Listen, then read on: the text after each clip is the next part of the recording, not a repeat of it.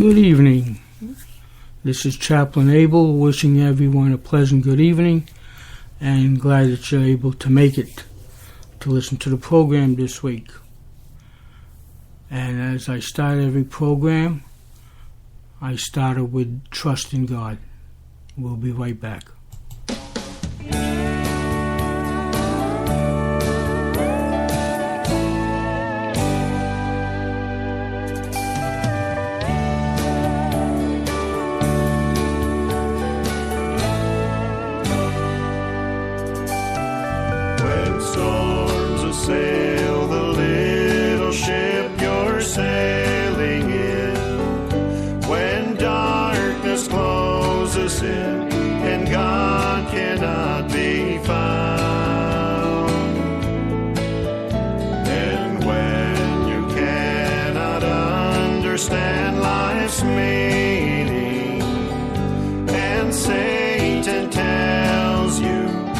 Time God's let you down.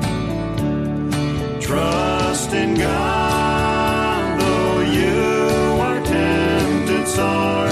Trust in God in your raging war. Trust in God when your life has come apart. Keep on believing. Safely trust in God. When faith is only words, life is so easy. But then the fire of God begins to burn. And as our words are tried, God is satisfied. Because he sees now true faith is being formed. Trust in God, though you are tempted sore. Trust in God in your raging war. Trust in God when your life has come.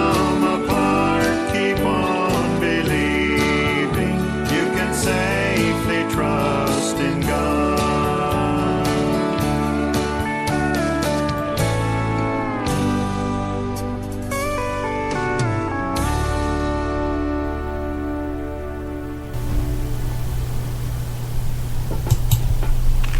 That was Trust in God.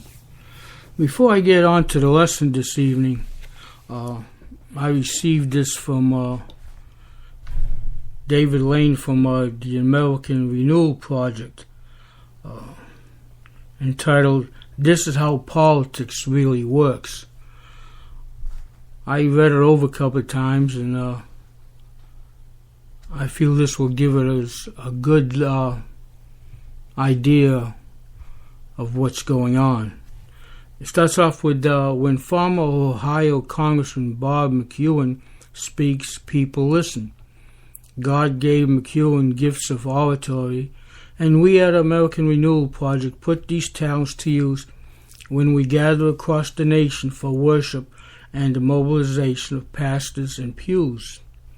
At these events, Bob tells a story that illustrates how politics works. An airline passenger turns to her seatmate and asks, "What is it that you do?" He replies, "I am a minister of the gospel." She responds enthusiastically, "Oh, that is wonderful. I think that spirituality is very important, and I don't care which religion because they all lead to the same place, just using different roads." My son does something with crystals out in California, and it seems to have helped him. Besides, it's the same God in all religions anyway. So I think what you do is really a good thing. Now she thinks she has paid the minister a compliment. However, she has just demonstrated that she doesn't have a clue to what she's talking about. The minister then turns to his other seatmate and asks, "What is it that you do?"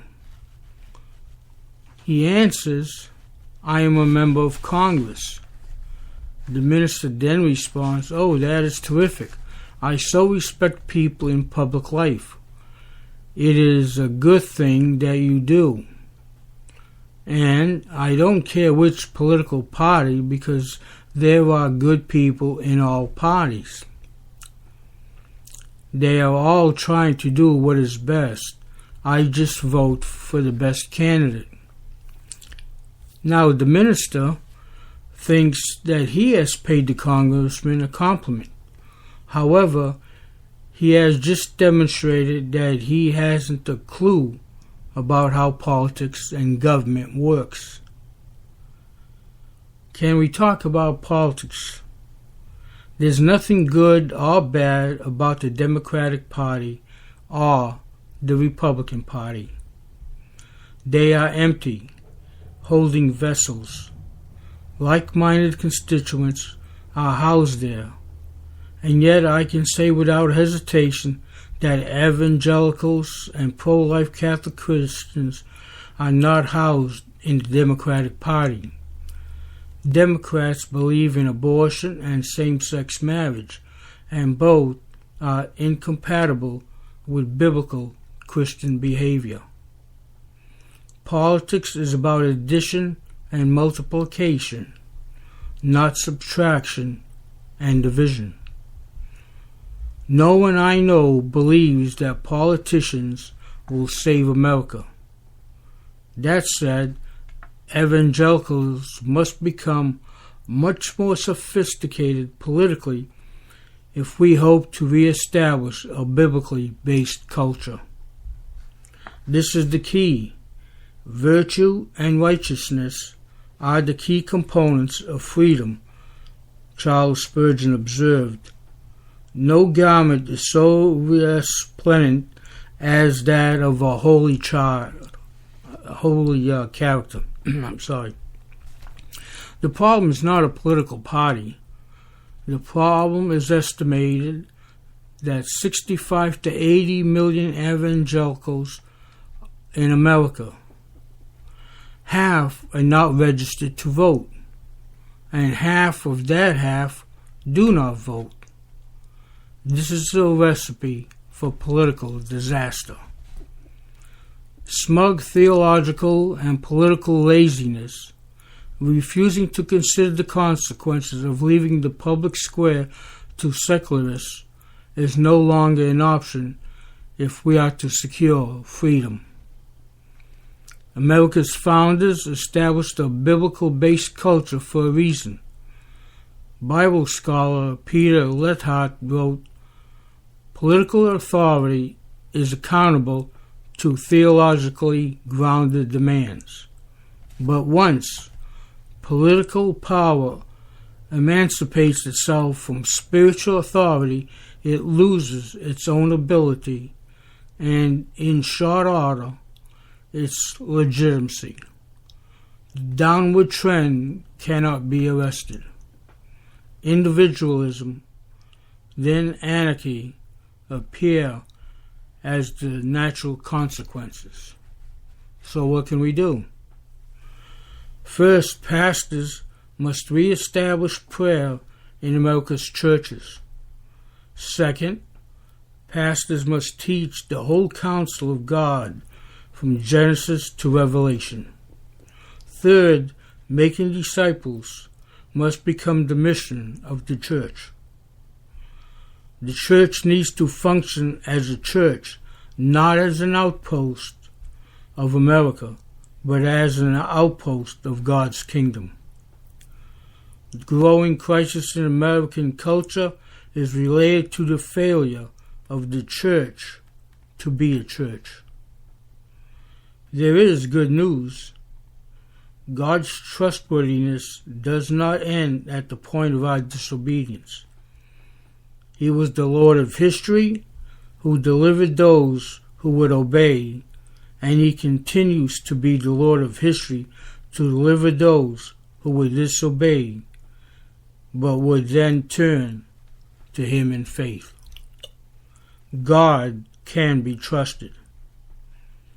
Indeed, the spiritual resurrection of America will fire political revolution as well as cultural renewal. In addition to the 3 action steps for pastoral and spiritual renewal, if evangelical and pro-life Catholic Christians will register and vote biblical principles, thus bringing biblical values and leaders to the public square, America can be spiritually resurrected. We simply need a Gideon or Rahab to stand.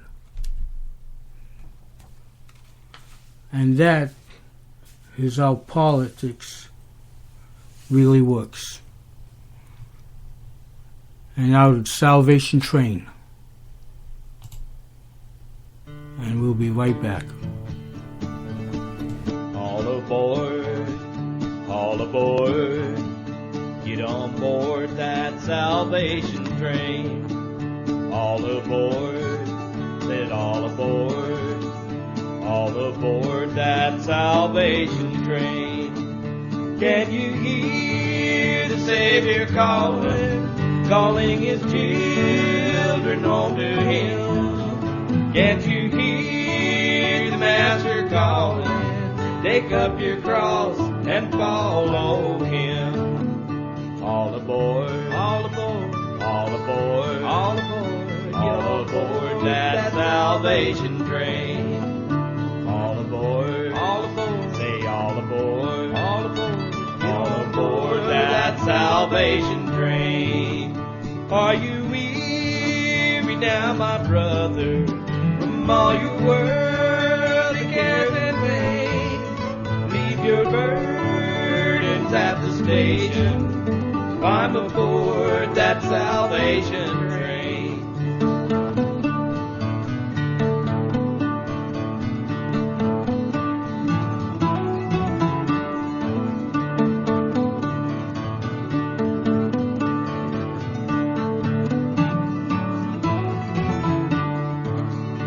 Hear the whistle from the engine. Don't you stand and wait around. Soon that train will leave the station. Get on board, she's glory bound. All aboard, all aboard, all aboard, all aboard, all aboard that salvation train. All aboard, say all aboard, all aboard, all aboard that salvation train.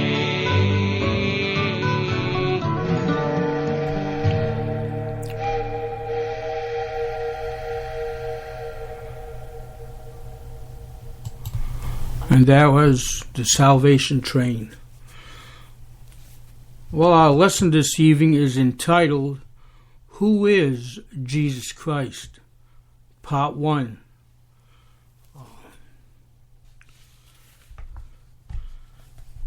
What do the words Jesus Christ mean to you? Today, the words Jesus Christ are most frequently used as swear words. People use them in order to vent their anger or frustration. To some people, the words of Jesus Christ are an embarrassment. To mention his name at a party or at work is a sure conversation stopper.